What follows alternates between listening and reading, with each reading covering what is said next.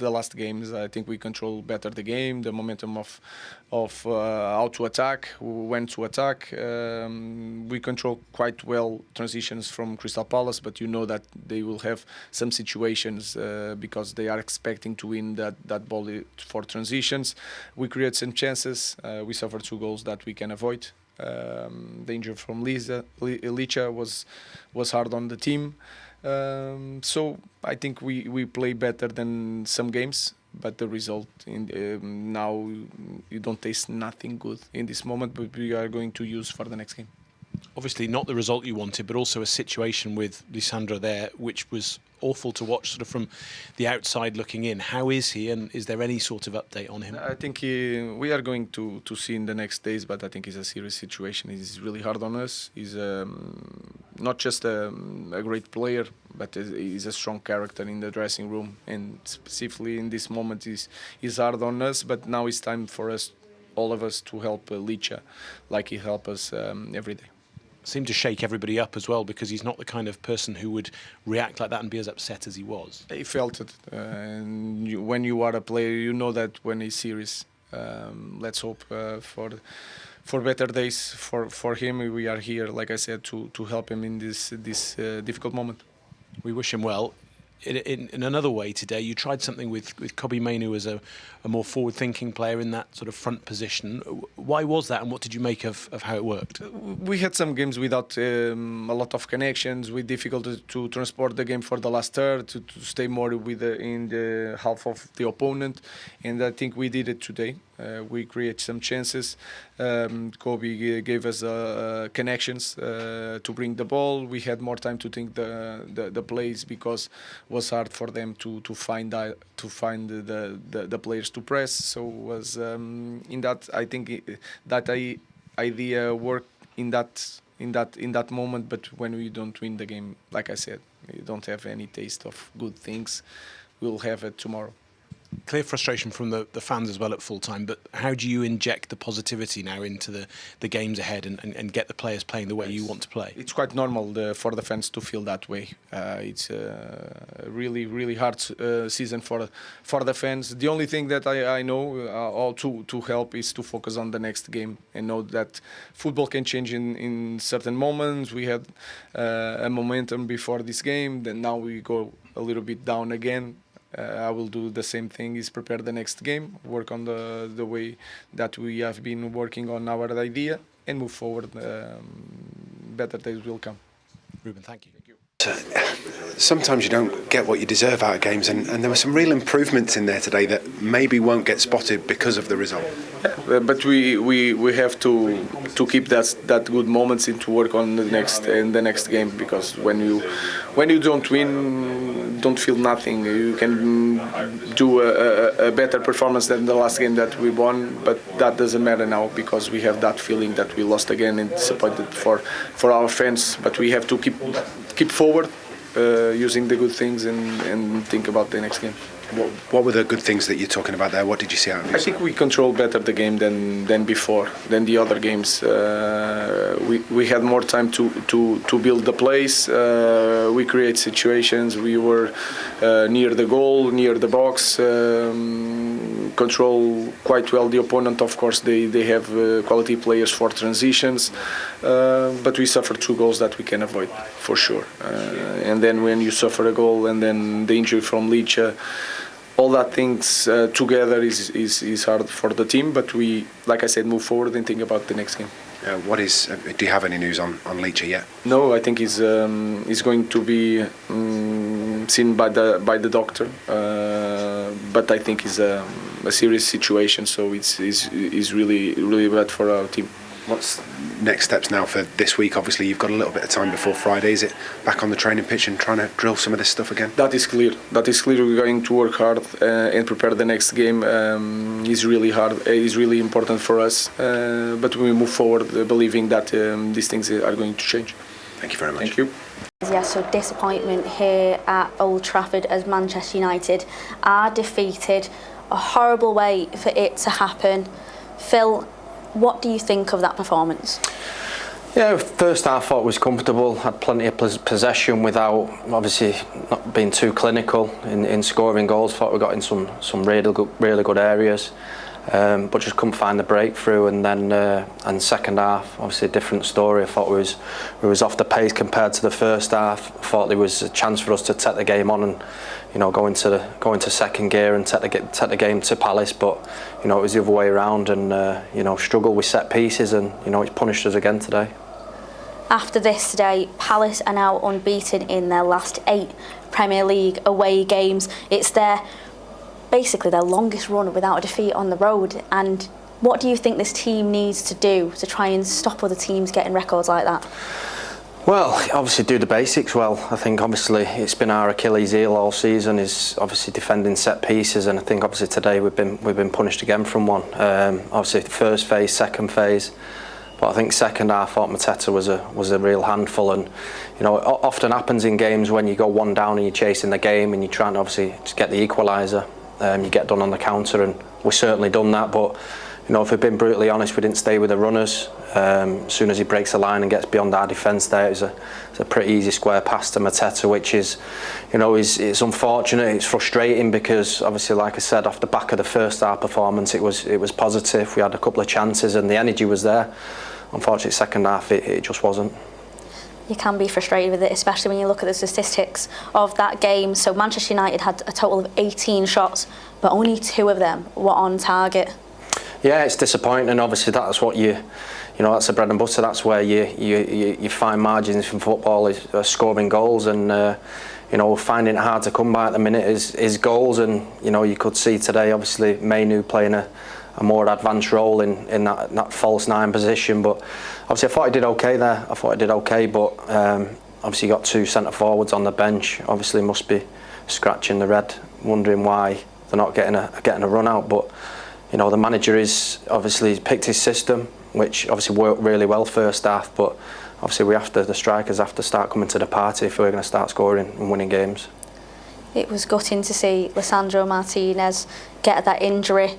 Obviously, we don't know what the outcome of that is, but it was warming to see every single player go around him, the fans applaud him off. What do you think of it? Yeah, it's obviously really disappointing because he's obviously had his fair share of injuries since he's been at the club. But it's concerning the way he went down. Obviously, he clutched his knee.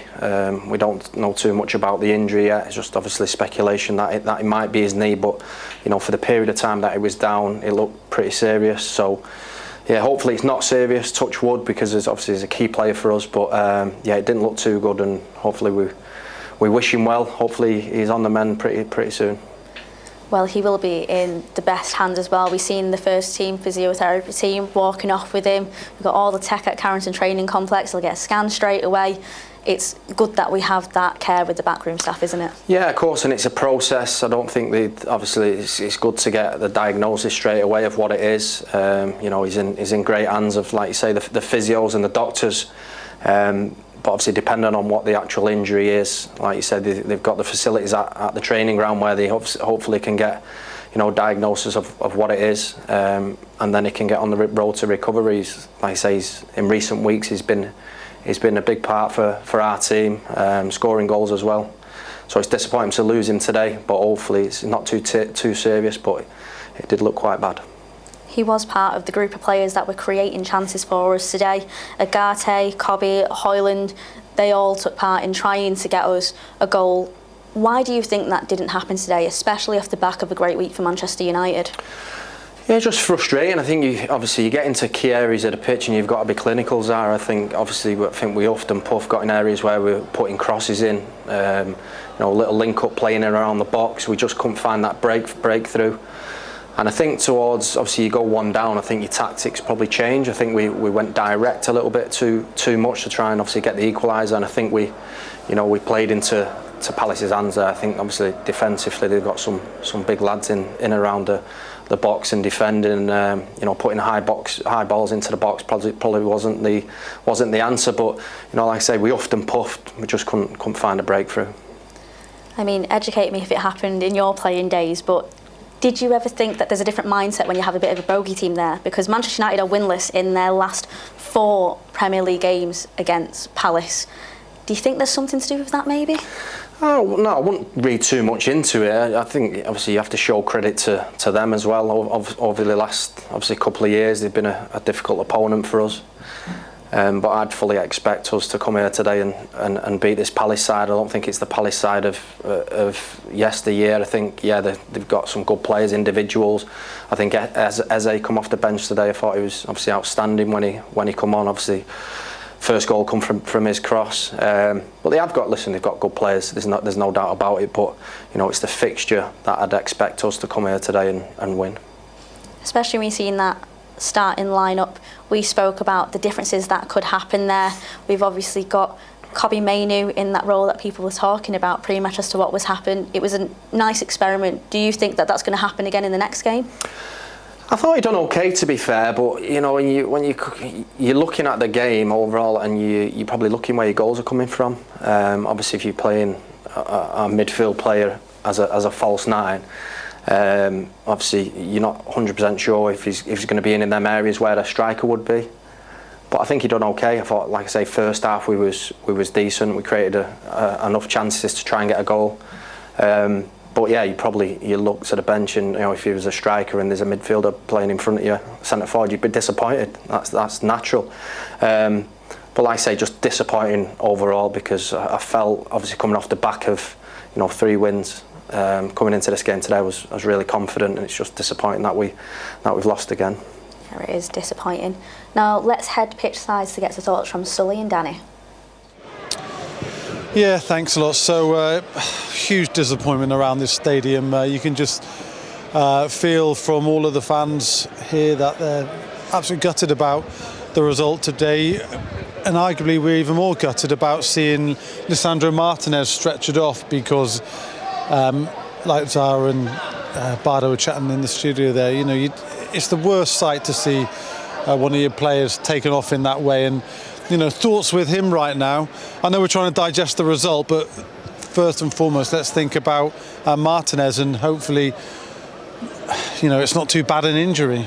No, listen, it looked bad when anybody gets stretchered off, especially somebody as tough as him, you would say. It's bad. You would think, you hope that it's as good as it can be when the doctor assesses it and so on, but you fear the worst for him, in fairness. And it's unfair, because he's had numerous injuries with his foot before, he's come back, and obviously he's got injured again today. And you never want to see people in that position. So yeah, of course, that's the disappointing part for today, or one of. Well, we can't speculate exactly what the injury is or how long he might be out for. Let's just wait until the specialists come back with that information. But certainly thoughts are with him right now. It's going to be tough for the Argentinian in the short term. From Old Trafford, so it's Liverpool, Tottenham, Nottingham Forest, Bournemouth, Newcastle, Brighton, and now Crystal Palace have all won at Old Trafford in the Premier League this season. How would you assess Manchester United's performance this time around? I think the overall performance was actually good until they got to the final third. They started off really well, they got into good areas, but they just don't have that cutting edge. They need a striker, they're desperate for a striker, and they played Mainoo there today as a false 9. It worked for about 10 minutes, but then Crystal Palace sorted it out. They had Lerma and Hughes in there, cutting out them passing lanes, which obviously nullified his threat. Again, they were doubling up on Diallo, their danger man. Fernandes didn't really have a say in the game. Fair play to Crystal Palace. They were organised, determined, patient, but then they broke really fast. Sarr was a problem all day, and Mateta got 2 goals. Again, handful, but a very, very good player. The decision to play Kobbie Mainoo then as a false 9, to not start with either Højlund or Xerxes, which I think is the first time that Ruben Amorim has chosen to do that. Do you get the sense that he is still searching for his best 11, still searching for the best solution for this season for Manchester United? 100%. I said, before the game even started, I feel like all of these players are on trial. The only players that I see in this squad at the moment that he actually likes and relies on is Amad Diallo, Bruno Fernandes and Ugarte. They're the only players that he looks at, in my opinion, and says, these players I want in my future squad. He said in the beginning, it's going to be painful. It's not going to be nice. I'm trying out players in new positions. Mainu, again, he's never played, I don't know, but he's never played as a striker, definitely in his professional career. And then he's playing there today. He's done his best, but he's just not, he don't have that striker's instinct to be in there when the ball's coming across the box to get those tap-ins. Obviously, Man United need that desperately. They've got another injury, Martinez. It looks like a really bad one. He came off the pitch crying. There's just so much. It's funny because I say there's so much good in today's game, but then there's a lot of bad as well. And the bad is that they've had 67% possession. They've had 18 shots. They've had 2 shots on target, 11 corners. You would expect with those kind of numbers, there should be goals. And there just wasn't. There's just no cutting edge. And then when you look at Crystal Palace, they're the opposite. Well drilled. They were happy for Man United to have the ball, but then they broke and they was clinical. Well, I mean, that's the irony, isn't it, that we're talking about Manchester United lacking a focal point and a recognised number 9. There's a guy on the other side who scored twice today, taking his tally to the season to 10 in Jean-Philippe Mateta, who would be, and I'm not trying to sell him to Manchester United, but that sort of player, with the record he's had, particularly since Oliver Glasner came in at Crystal Palace, is exceptional, isn't it? Yeah, I was saying before the game started, I spoke to Mark Bright, who works at Crystal Palace, and he said that Mateta is one of their most important players, I think, alongside Eze. But the way Crystal Palace play, they need someone like that up front, gets hold of the ball. He can run in behind as well. He's a very good finisher. And today, he showed all his attributes. They had Sarr again, who's, running in behind. He runs off Mateta really well, and then Eze come on to do the same thing right at the end there. But ultimately, Crystal Palace are a well-drilled side. They know what they're good at. They know they're not going to outplay other teams, especially the likes of Man United, Arsenal, Chelsea's. But they're difficult to break down, and then they're clinical on the break. What do Manchester United do then, and aware that they've only got about 33 hours to do anything, but do you just, if you're Ruben Amorim, do you continue this carousel of trying different things, whether it's Kobbie Mainoo in that position, whether it's one of your 2 recognised centre-forwards every week? You could play potentially Bruno Fernandes as a false 9 if you wanted to, or are you now going to this whole swathe of people that are looking after football operations at Manchester United and saying, I need someone else before tomorrow? Not too long ago, they got Odion Ighalo on a loan for the second half of the season. Something like that do Manchester United need now? I don't think Man United are in any danger of going down.